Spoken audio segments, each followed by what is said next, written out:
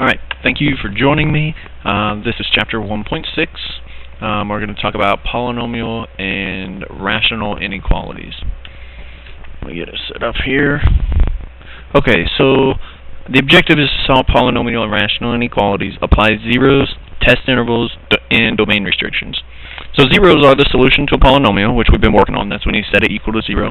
But the zeros divide our number line into test intervals.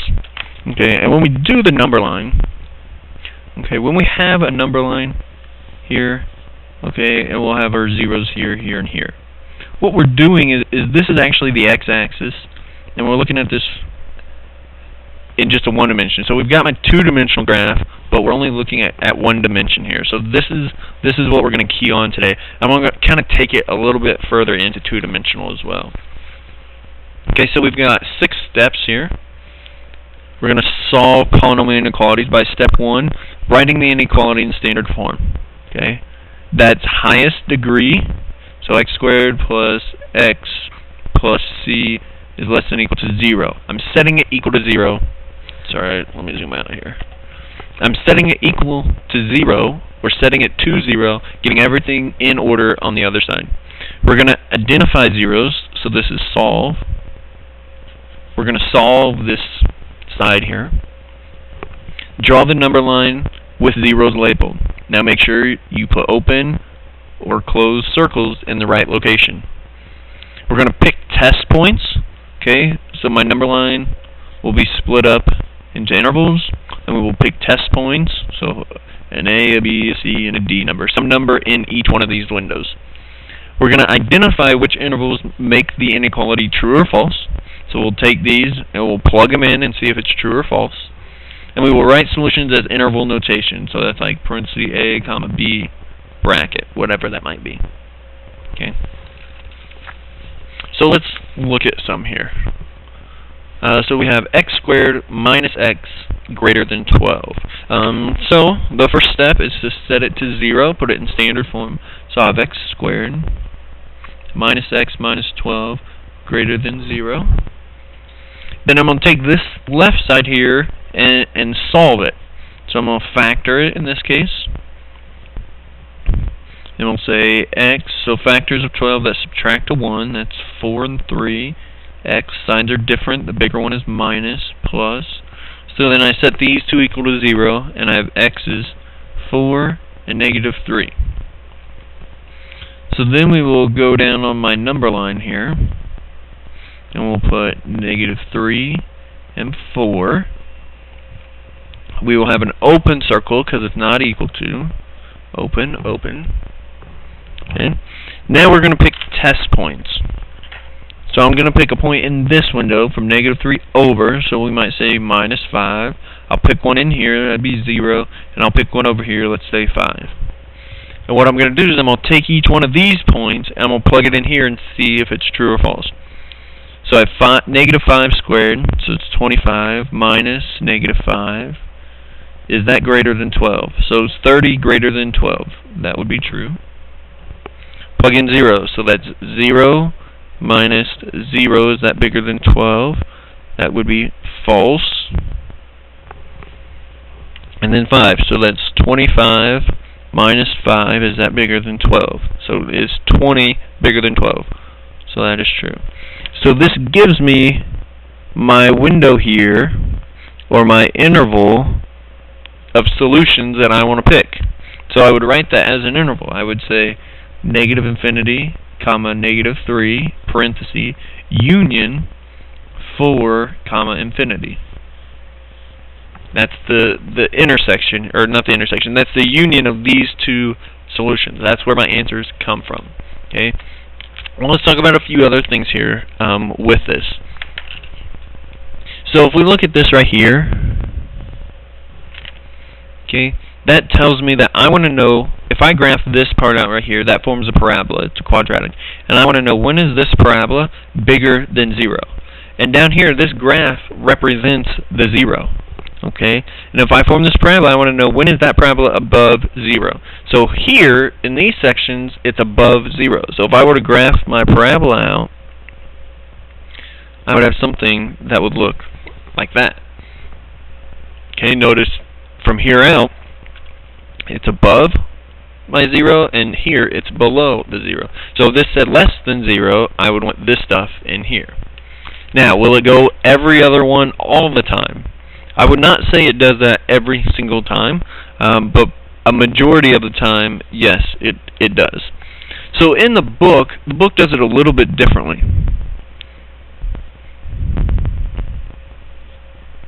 Okay, and they look at the signs. So they do everything except their true-false part is a little bit differently. So we're only going to look at this once, and then I prefer this method over what the book teaches. But we'll try out what the book does. Okay, so here's what the book does. You still pick test values in here. So 0 and 5. You still pick test values. But instead of worrying about what the actual value is, we just want to look at the signs, whether it's positive or negative. Okay, so if I take this one and plug -5 in there, I'll get a negative number. And if I plug -5 in here, I still get a negative number. No matter what value you pick in here, these will be the same. And a negative times a negative is a positive. So is a positive bigger than 0? Yes. So this would be part of my solution. Okay? And then 0. 0 minus 4 is a negative. 0 plus 3 is a positive. So we will get a negative.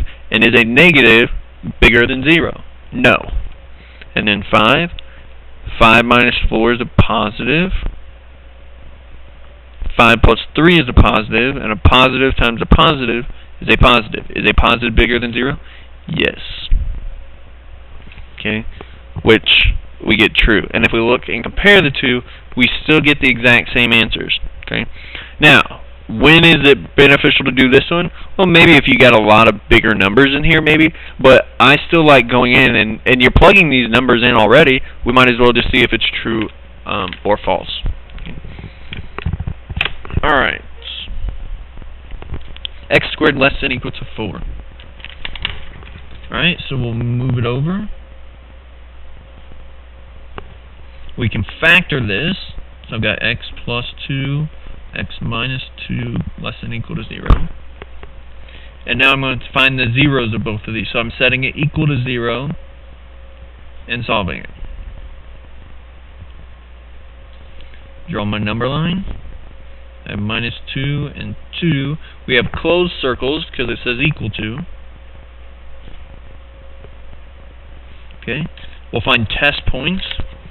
So let's look at minus 5, 0, and 5. Now, just pick numbers that are easy to work for you. Okay. You might pick negative 10 here, positive 10 here, and 1 here. It doesn't matter. Okay, so we'll take negative 5 and plug it in. So negative 5 squared is 25. Is that less than 4? No, so this is false. 0 squared is 0. Is that less than 4? That is true. And 5 squared is 25. Is that less than 4? That is false. Now, what you don't want to do is you don't want to pick negative 2 or 2. Why don't I want to pick those? Well, at those points, those are our turning points or our critical points, or there's a lot of names for those, but at those 2 points, that is when it is equal to 4. Okay, if I pick one of these points, that equals this number over here, and that's not what I want. Okay, so my interval, I have minus 2, comma 2 with brackets around it.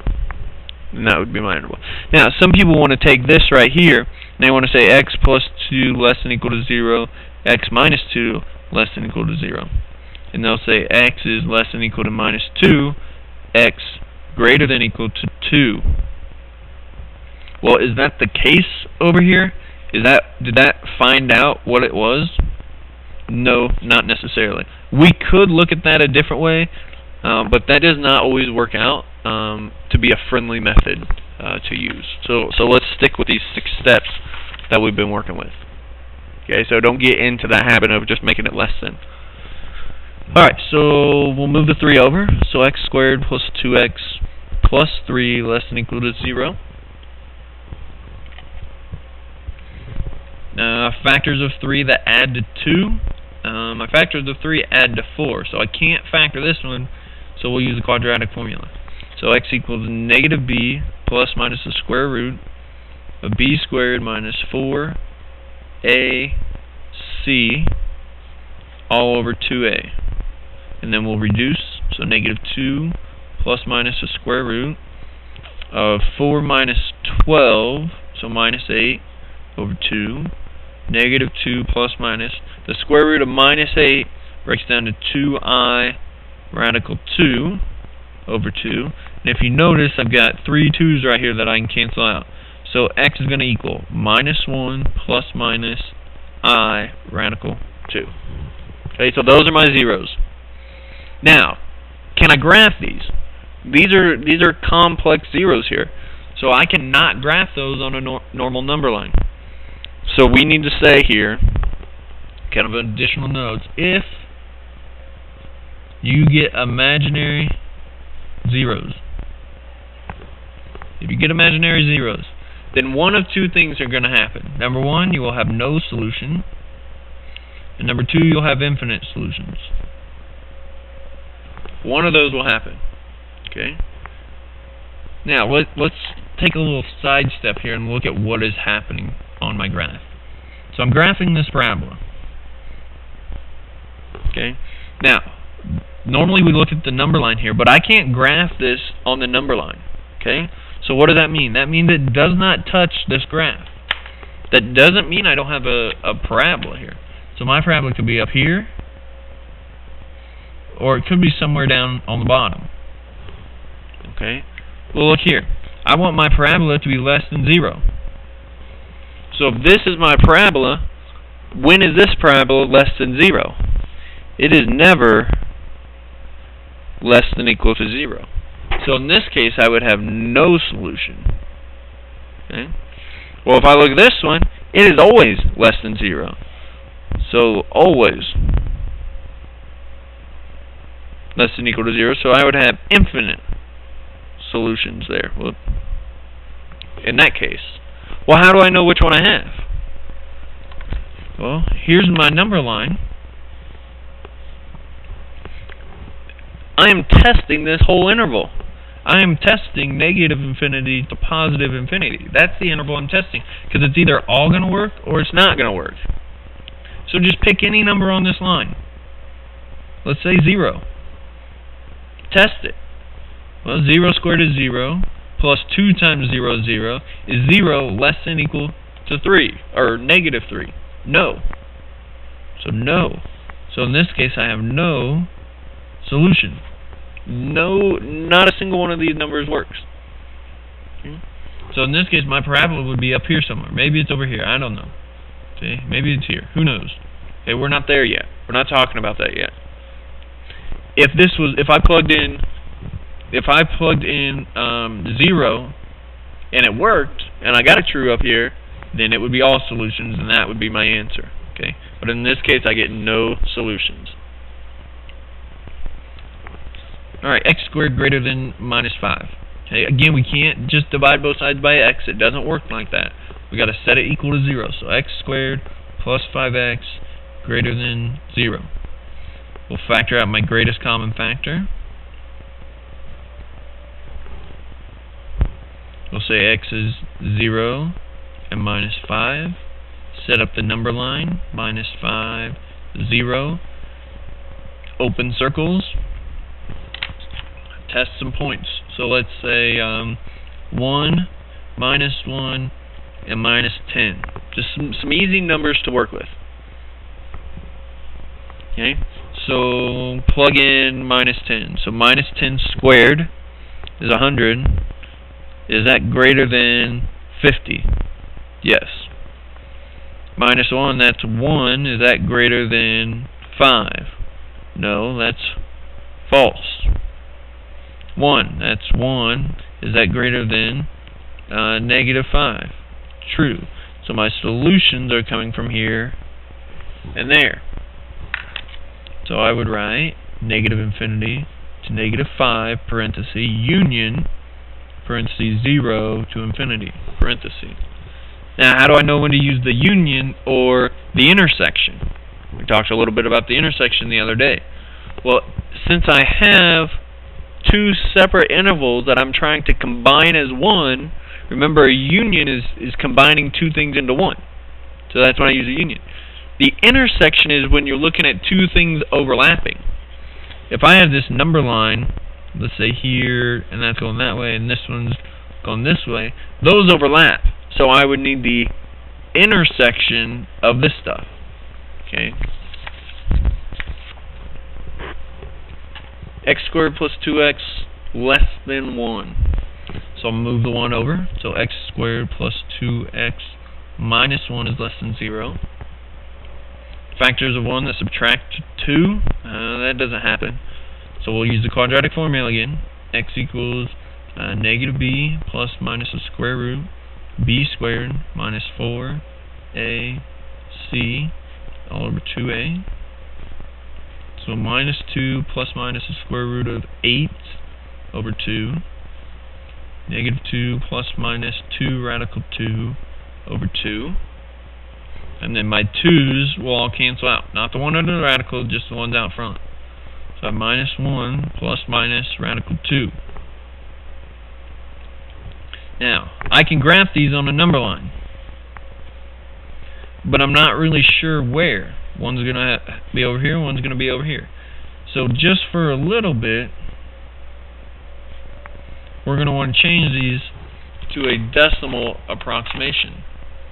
So we have here negative 1 plus radical 2. So this one is 0.4. Negative 1 minus radical 2 would be minus 2.4. So here we have negative 1 minus radical 2 and negative 1 plus radical 2. And using these, we will pick our numbers in our interval. So here I might pick minus 5, 0, and 1. Okay, plug it in and check it. Again, we can plug it into the calculator if we want. Minus 5. So that's minus 5 squared plus 2 times minus 5. Is that less than 1? No, so that's false. 0 squared plus 2 times 0. Is that less than 1? Yes. 1 squared plus 2 times 1. 3. Is that less than 1? No. So my interval comes somewhere in here. So, parenthesis, minus 1 minus negative radical 2, comma, minus 1 plus radical 2.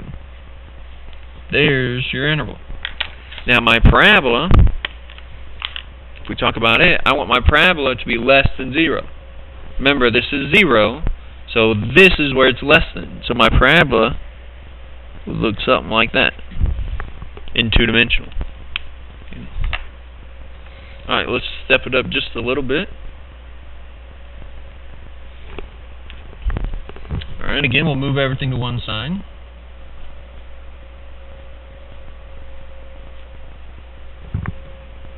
Okay, we'll factor out my greatest common factor here, which is x. So then we will say x squared minus 3x minus 10 greater than or equal to 0. So factors of 10 that subtract to 3. That's 5 and 2. Signs are different. The bigger one is minus. So x is 0, minus 2, and 5. So on my number line, we have minus 2, 0, and 5 with closed circle. That means I can choose those numbers. It will equal to this over here. So we'll pick some numbers. Let's say negative 3, negative 1, 1, and 10.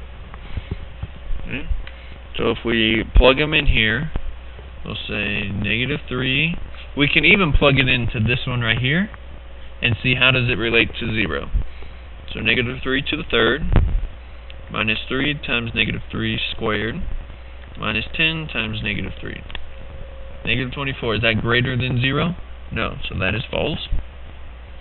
Negative 1, so negative 1 squared, to the third, minus 3 times negative 1 squared, minus 10 times negative 1. 6, is that bigger than 0? Yes, so that's true. So we can plug into calculator. So we've got 1 to the third minus 3 times 1 squared. Whoop. We'll just go up here and we'll get rid of the negative. Is that bigger than 0? No, so false. And then we'll go back up there and we'll insert a 0.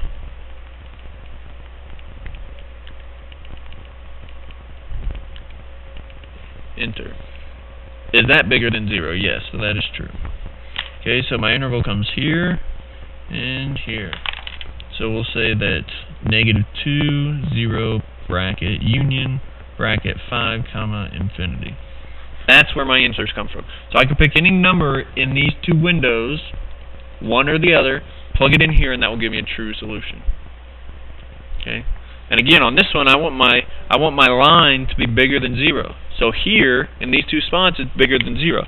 So my line would look something, or my curve would look something like that. And it is a quadratic. Now, we talked a little bit about, will they go every other one all the time? And the answer to that is no.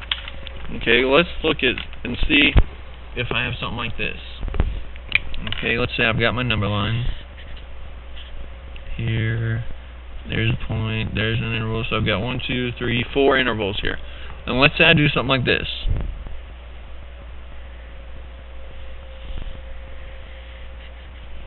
There's my curve.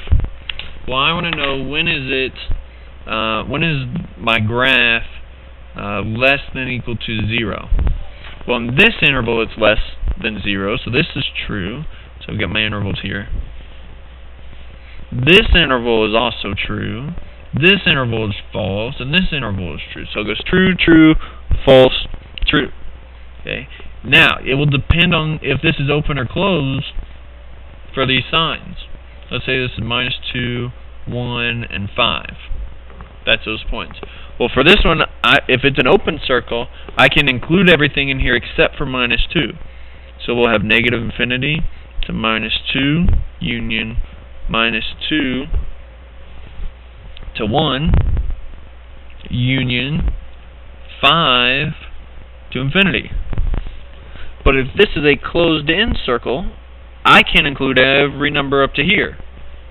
So then I will just write negative infinity, comma, 1.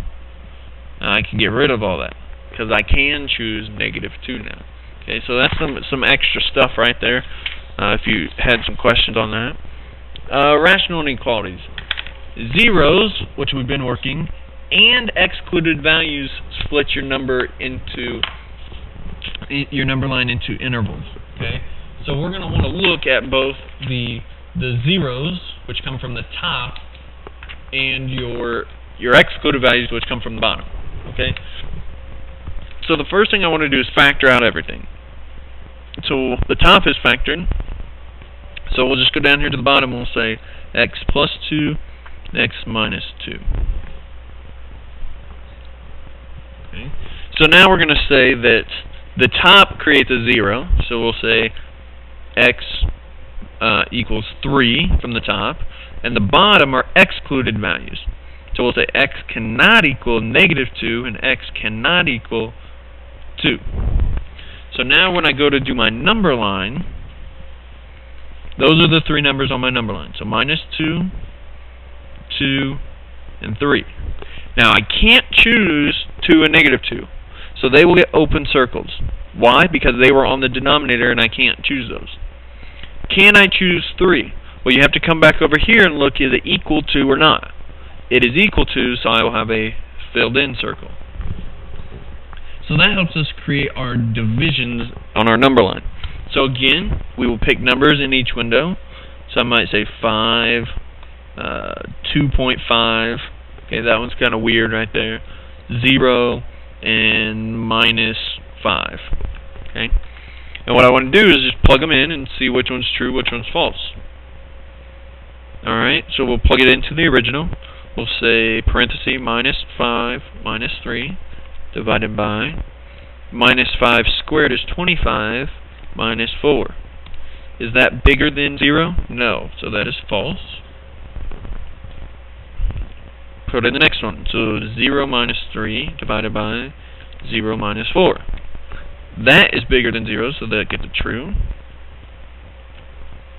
Then we will say 2.5 minus 3 over 2.5 squared minus 4. That is not bigger than 0, so that's a false. And 5. So 5 minus 3 divided by 25 minus 4. That is bigger than 0, so that gets true. So my intervals come from those two. Alright, so my interval here is parenthesis minus 2, 2, union, bracket, 3 to infinity. Make sure we're using the right parentheses and brackets here. We've used the right circles up there. Okay, looking at this one. Okay, so we want to look at our zeros. So we'll take the top, and we'll say x equals 5, and we'll look at the bottom. Now, can I factor this? No, there's nothing on the bottom here that I cannot equal. So 5 is the only point I get. And can I pick 5? Well, this is less than. So I should have an open circle at 5. So I'll pick, let's say I pick 0 and 10.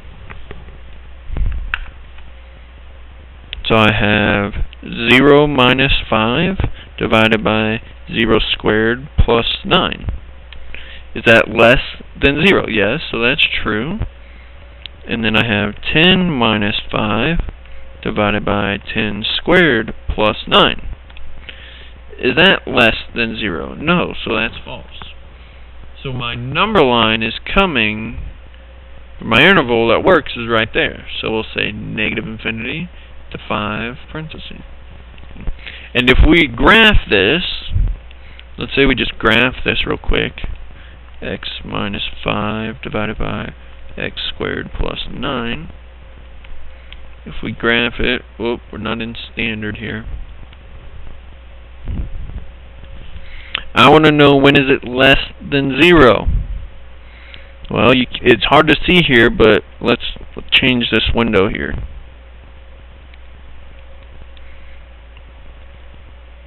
Maybe we can see it a little bit better. Okay.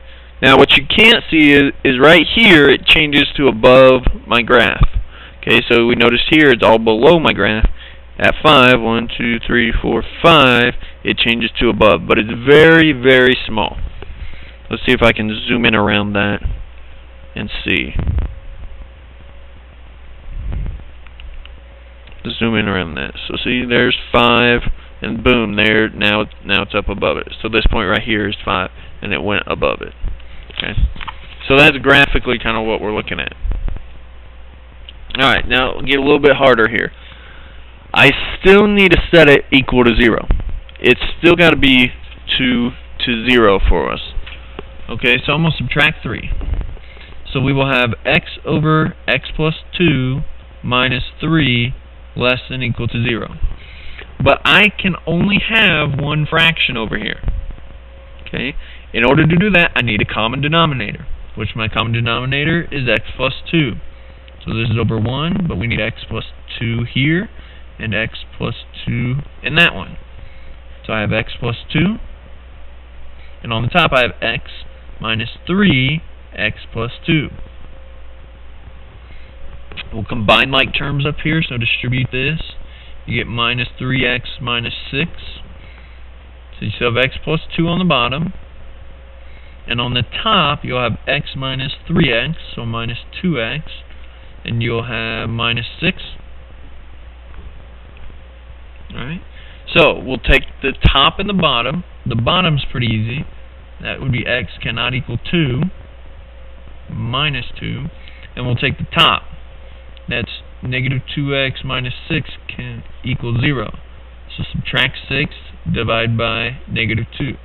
So x is what? Negative 3. Those are the numbers on my number line. So if I draw out my number line, I have negative 3 and negative 2. Negative 2 gets an open circle because I cannot choose it. I can't choose it because it will give me undefined since it's on the bottom. Can I choose -3? Well, look right here, and I've got an equal to sign, so I can choose the -3. We'll pick test points. So let's say 0 in this one, -2.5 in that one, and -5 in that one. Again, take it back to the top and plug them in. So I have -5 divided by -5 plus 2. Is that less than 3? Yes. -2.5 divided by -2.5 plus 2. Is that less than 3? False. 0. 0 divided by 0 plus 2. Is that less than 3? That is true. So my interval is here and here. So I would say minus infinity to -3, bracket, bracket, union -2 to infinity. And there would be your interval notation. Okay. Of course, we can do word problems with this. So from November 2003 until March of 2004, Walmart stock was worth approximately this function, where P denotes the price of stock in dollars and T corresponds to the months. November 03 represents T equals 1, December 03 T equals 2, January 04 T equals 3. So, and so on. During what months did the stock value at least $54? Was the stock at least $54? So I want to know, when was the price greater than or equal to 54? That's what I'm looking at. Well, the price is 2t squared minus 12t plus 70, and when is that greater than or equal to 54? Well, we'll set it equal to 0, so I get 2t squared minus 12t plus 16 greater than or equal to 0. I can divide everything by 2. T squared minus 6t plus 8. Kind of running out of room here. We can factor. Factors of 8 that add to 6. That's 4 and 2. Signs are the same. They're both negative. So t equals 2 and 4. So that splits up my number line here. So if I've got my number line here, I've got one at 2 and one at 4. Can I include those numbers? Well, right up here I said equals to 54. So I'm including these ones, and we'll look at numbers in each window. So let's look at 1, 3, and 5. So coming right back up here, we'll plug in 1. So 2 times 1 squared minus 12 times 1 plus 70. Is that bigger than 64? Yes. So this is true. Plug in 3. So we'll come here and we'll put a 3 and a 3. 52. Is that bigger than or equal to 54? False. And plug in 5. 5 and 5. 60. Is that bigger than or equal to 54? True. Okay. Now, we've got our window here. It said November 03 until March of 04. So March of 04 is the last month I can go to.